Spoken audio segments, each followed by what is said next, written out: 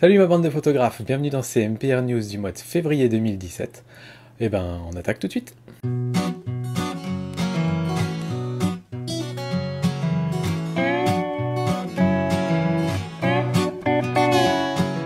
Alors, on attaque avec les photo news, et la première photo news, c'est un petit site qui a été créé par un gars tout seul, qui voulait savoir un petit peu où les gens prenaient le plus de photos près de chez lui. Et donc je trouve que c'est assez intéressant, ça s'appelle Photo Hotspots, et en gros ça se base sur 500px. Donc ce qui est assez intéressant, c'est que la base de photos de 500px, c'est en général les super belles photos, c'est souvent, voilà, c'est un site de photographe beaucoup plus que Flickr ou Instagram. Et donc du coup, on peut imaginer quand même que ça va être des beaux coins à photos, donc ça peut être pas mal pour s'inspirer près de chez soi. Et il a fait un algorithme qui est plutôt pas mal et ça va assez vite. Donc je vous invite à vous rendre sur ce site, je vous mettrai l'adresse de toute façon dans l'article associé, enfin Steve vous le mettra dans l'article associé. Et c'est assez sympa parce que du coup on peut regarder près de chez soi, là où il y a des gens qui ont fait des photos et on peut voir les très très belles photos qu'ils ont fait. Pour moi ça remplace un petit peu Google Photos que j'utilisais pas mal avant, enfin Google Photos Panoramio qu'il y avait dans Google Earth. Panoramio a été un peu arrêté.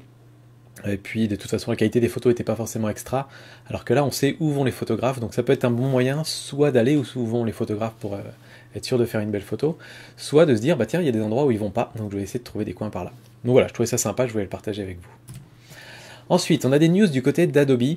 Par rapport à Lightroom, ils ont fait quelques essais. Alors c'est juste de la R&D hein, pour l'instant, il y a quelques petites vidéos juste pour montrer ce sur quoi ils travaillent. Et notamment c'est sur Adobe Mobile. Ils veulent, je pense, améliorer encore plus leur interface. Et ils sont en train de mettre en place un système de contrôle par la voix.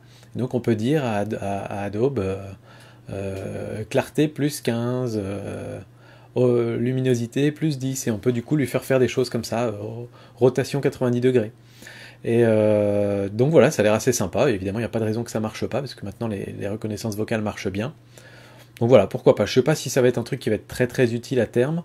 Moi, je serais plus envie de tenter vous savez, le petit tableau de bord là, avec les boutons qu'on peut toucher en réel là, que j'avais vu au mois de décembre, ça me brancherait vachement plus, je pense. Et puis une autre fonction sur laquelle il travaille, c'est de pouvoir faire une légère rotation des visages. Alors évidemment, ça va pas être de la photo en 3D, hein, donc si vous êtes pris comme ça, il va pas réussir à faire tourner le visage comme ça.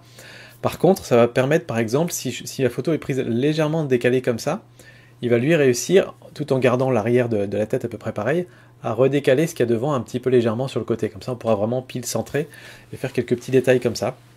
Donc, bon, ça a l'air assez sympa, pourquoi pas. Autre nouvelle de chez Adobe, mais plutôt une mauvaise nouvelle là pour le coup, c'est à propos de Creative Suite. Et Creative Suite, en fait, c'est pour ceux qui ne savent pas ce qu'il y avait avant Creative Cloud, c'est-à-dire la suite logicielle de tous les logiciels Adobe, donc Illustrator, Lightroom, Photoshop, Adobe Premiere, etc. Et ils ont annoncé sur leur site que c'était fini, ils ne vendraient plus la suite Adobe telle quelle, et que maintenant, si on voulait avoir les logiciels, il fallait passer sur Adobe Creative Cloud. Donc ça confirme que Adobe est vraiment en train de passer sur le tout en mode par abonnement et non plus par on peut acheter le logiciel. La question se pose encore quand même pour Lightroom et Photoshop parce que il y a une offre à part sur Lightroom et Photoshop, alors que pour les autres, en gros, on paye le package et on a accès à tous les logiciels. Mais Lightroom et Photoshop, on a un package photographe, donc on peut imaginer que peut-être ils vont garder Lightroom en version boîte, mais ça fait quand même très très très longtemps qu'ils n'ont pas fait de mise à jour sur Lightroom, et j'ai quand même l'impression qu'ils vont abandonner cet aspect-là. Ce que je trouve un petit peu dommage en fait, c'est-à-dire que si on fait beaucoup de photos, si on sait qu'on est capable de retoucher ses photos et que c'est joli, je pense que 12 dollars enfin 12 euros par mois pour pouvoir avoir Photoshop et Lightroom, c'est pas grand-chose et c'est un bon investissement photo, je pense. Par contre, si on débute ou si on fait vraiment de la photo de façon très occasionnelle, par exemple, il y a des gens qui font pas vraiment de photos au quotidien, mais qui vont en faire 2 ou 3 fois par an quand ils partent en vacances. Et dans ce cas-là, je trouve que ça fait très cher de payer 12 euros tous les mois pour s'en servir 2 fois dans l'année, quoi. Et donc dans ce cas-là, acheter un logiciel, c'est peut-être une meilleure solution, et donc c'est dommage que, voilà, il y a des chances que peut-être Lightroom, on ne pourra plus l'acheter en version boîte. Un autre clap de fin, c'est Lovinpix, donc ça c'était un petit peu triste d'apprendre cette nouvelle-là, parce que les gars de chez Lovinpix, donc c'est une boutique en ligne, enfin c'est un magasin en ligne de matos vidéo et photo. C'était assez haut de gamme quand même, on sentait qu'ils étaient assez experts dans leur domaine. Et voilà, ils ont mis la clé sous la porte, ils n'ont pas réussi à retrouver de repreneurs et ils étaient un petit peu en difficulté financière. Et voilà, moi je voulais quand même souligner la qualité de ce qu'ils faisaient, parce qu'ils avaient un site qui était super beau, beaucoup plus beau que la plupart des autres sites marchands. Il n'y avait pas, comme je disais, des sites sapins de Noël avec des promos partout, etc. Non, non, c'était clean, c'était simple, on comprenait bien. Euh, Ils avaient le courage aussi d'avoir mis en place une chaîne YouTube où ils faisaient des vidéos tutoriels régulièrement pour expliquer des concepts de la photo, de la vidéo, des petits tests matos. C'était peut-être un petit peu façon télé, peut-être façon émission télé, mais bon, en même temps, ils avaient envie de véhiculer une image de marque assez haut de gamme, donc ça peut se comprendre. Mais quoi qu'il en soit, ils faisaient des bonnes vidéos, c'était assez sympa. Et je me souviens qu'ils avaient même sponsorisé un shooting entier de Van Wong, dont on a parlé dans les dernières MPR News. Et ils avaient filé tout le matos qu'il fallait pour qu'il aille faire un shooting photo. Donc voilà, c'est un peu triste, je trouve que des gens qui innovent comme ça se retrouvent à mettre la clé sous la porte. Alors bon, vous allez me dire, ouais, mais t'es sympa, tu dis ça, mais en même temps tu renvoies tout le temps sur Amazon et compagnie. Oui, parce que déjà chez Amazon il y a toutes les références. Je sais aussi qu'une majorité d'entre vous font leurs courses chez Amazon aussi, donc c'est pour moi plus simple parce que tout le monde connaît le site quelque part. Et puis aussi surtout, et je pense que c'est probablement ça qui a coulé un peu Love in Pix, ils avaient des prix un petit peu supérieurs aux autres. Et même si c'est quelques euros de plus, aujourd'hui, avec 3 clics de clavier, en 3 clics de souris, on peut comparer plein de sites en même temps. Et même si on a découvert le produit par Lovinpix, même si on trouve l'équipe super sympa, etc., ben c'est con, mais en général, on va aller acheter le produit là où c'est moins cher, sur un autre site. Donc je pense que c'est ce genre de choses qui font couler des sites, malheureusement, même s'ils étaient très bien par ailleurs.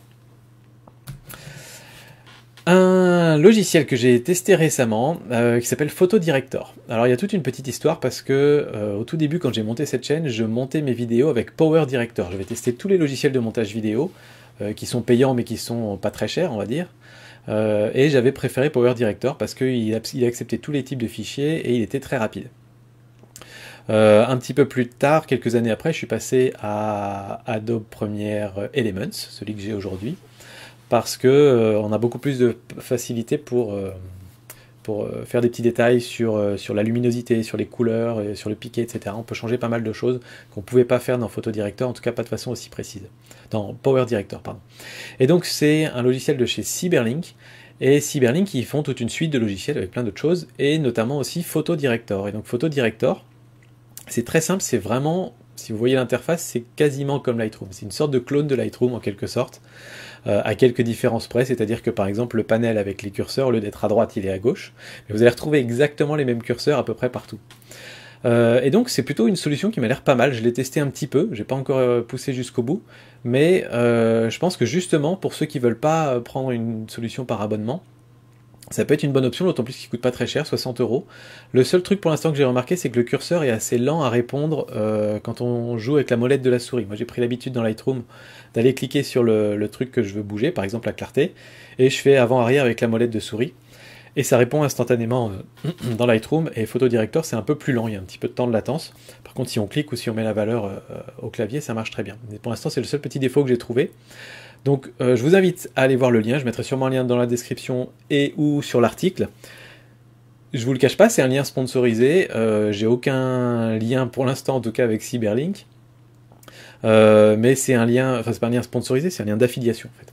Et à peu près tous les logiciels qu'on peut vous recommander en ligne ont des programmes d'affiliation, donc je me suis dit, bah, quitte à recommander ce logiciel, je vais mettre un lien d'affiliation. Voilà, donc si vous y allez, vous savez que c'est un lien d'affiliation, mais en dehors de ça, ça change rien. Et si vraiment ça vous intéresse mais que vous hésitez, je vous invite du coup à pas forcément l'acheter tout de suite et à me le dire dans les commentaires et je ferai un test pour vous pour voir si ça vaut le coup ou pas. Parce que je cherche vraiment activement une solution alternative pour tous ceux qui débutent, qui veulent pas s'engager pour 12 euros par mois pour un logiciel dont ils n'ont jamais trop appris à se servir. Et donc du coup, je pense que Photo Director, ça peut être une bonne marche intermédiaire en fait. Et donc on pourrait attaquer par là.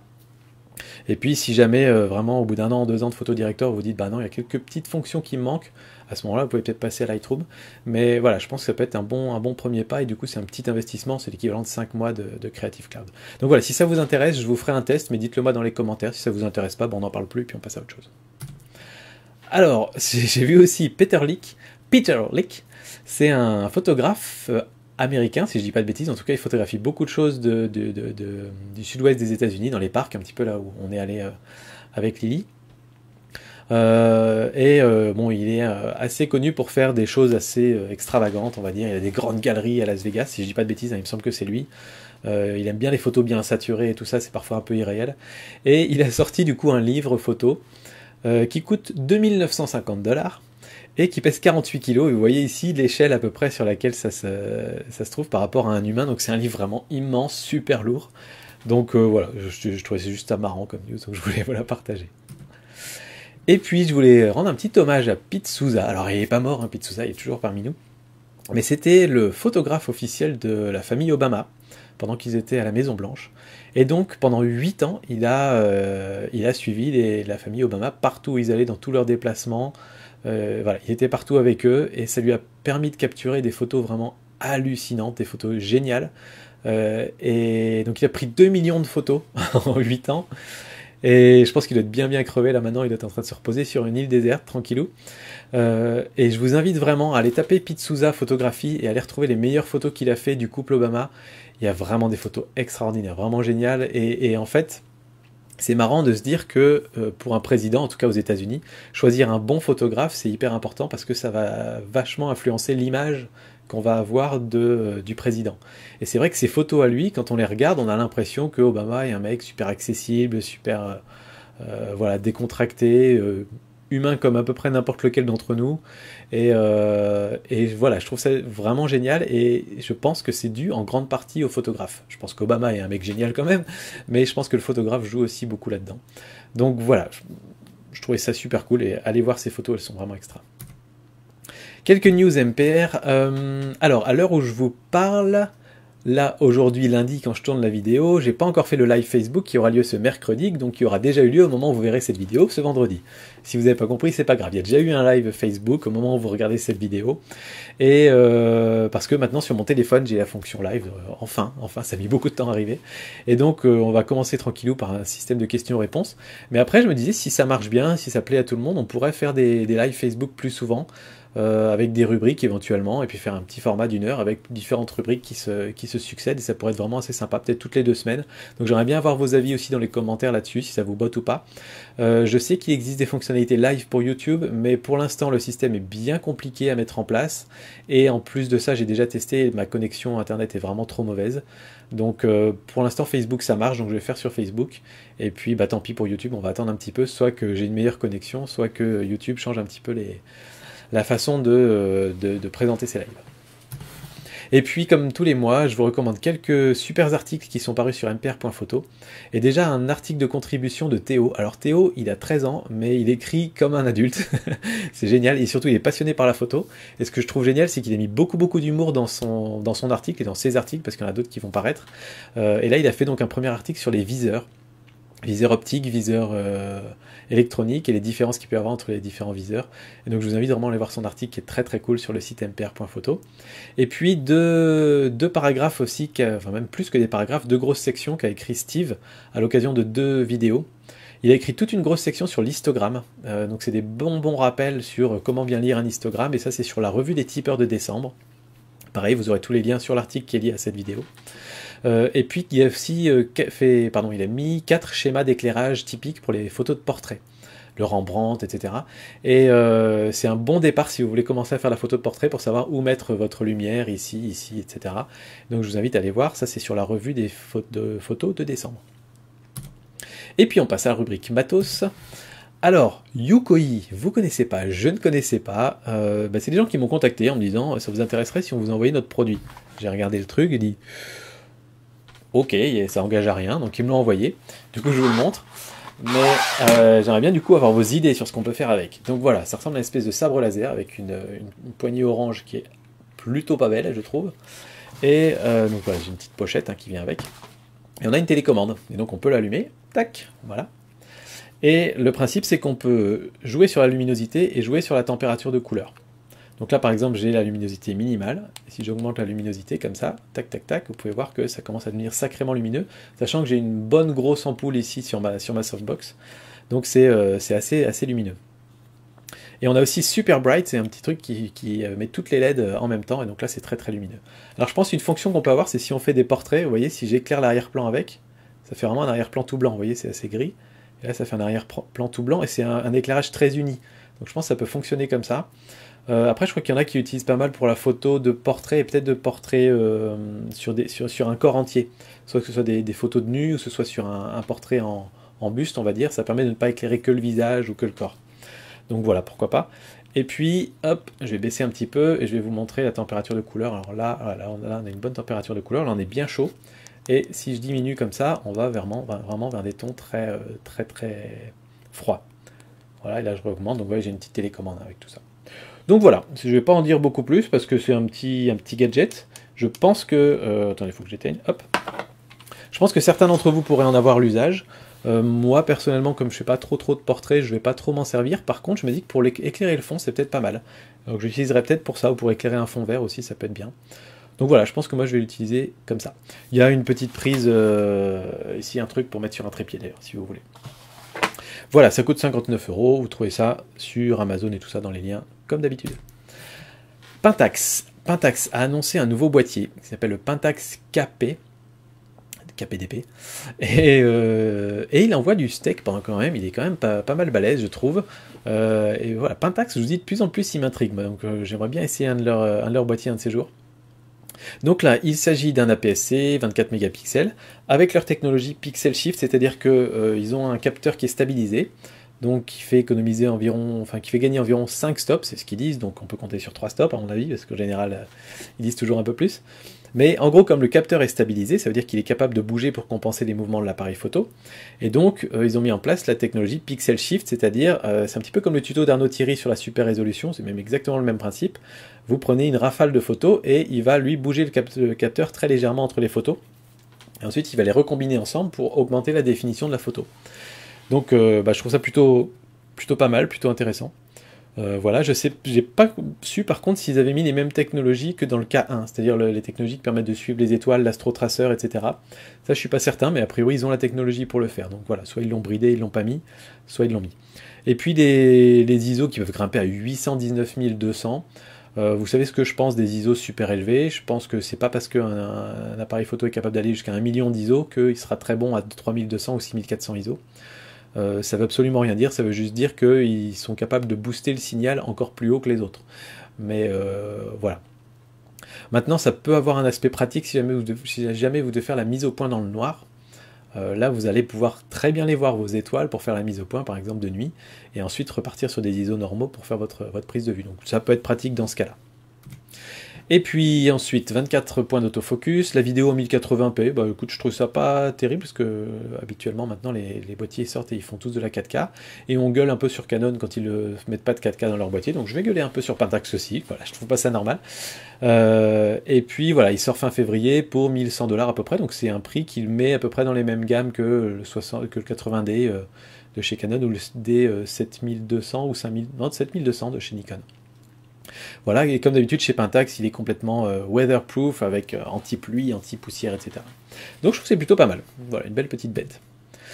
Et puis, alors ça c'est juste pour s'amuser un petit peu, MS Optics qui a sorti le plus petit objectif du monde. Donc c'est pour les appareils photo Leica M, donc il faut déjà être bien riche pour avoir un appareil photo Leica. Et donc c'est un objectif qui pèse 60 grammes et qui fait 10,2 mm, donc c'est-à-dire 1 cm d'épaisseur, donc il est épais comme ça. Et malgré ça, on a l'ouverture et on a l'ouverture manuelle dessus. Donc on peut bouger avec une petite bague. Et donc c'est l'équivalent d'un 17 mm f4.5 et ça coûte 1000 $. Rien que ça. Et puis je voulais donner un petit coup de pouce ce mois-ci, un peu comme tous les mois. Et cette fois-ci, je voulais donner un coup de pouce, plutôt un coup de cœur même, à Christophe Druel. Et donc Christophe, vous allez le retrouver essentiellement sur Instagram, xtoff71. Et Christophe, il fait des photos de scènes en Lego. En fait, il crée des scènes et il fait des photos avec. Et Christophe, c'est un des tipeurs de Mon Petit Réflexe. Il nous a mis ses photos sur le groupe des tipeurs. Il les a pas mis sur la page Facebook Mon Petit Réflexe, mais je pense que je vais les partager avec son accord.